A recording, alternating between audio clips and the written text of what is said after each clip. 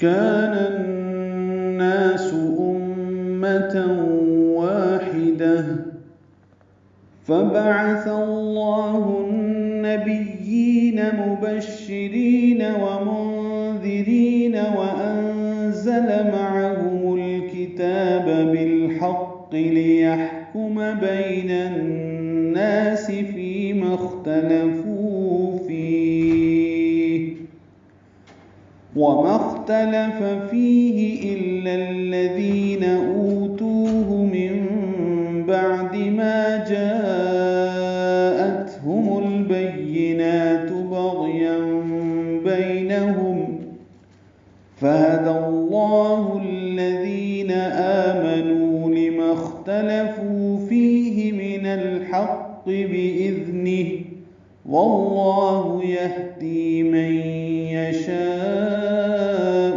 إلى صراط مستقيم.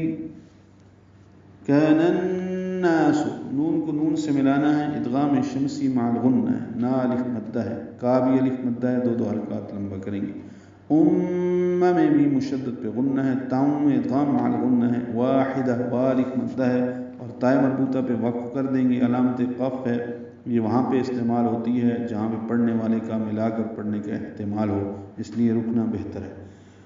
واحدہ پڑھیں گے، ہاں پہ ہمس ہو.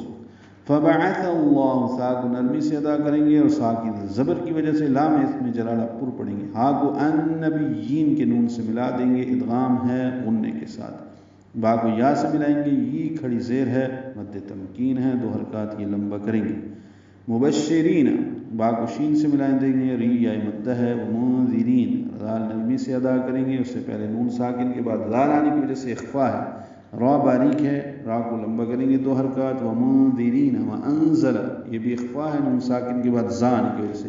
اب اخفا ہے زال اور زا کا فرق دونوں جگہ. ومنذرین، یہ نرمی سے زال ادا ہوگا. وانزل، یہ تیز صفیر کی آواز سے ادا ہوگا.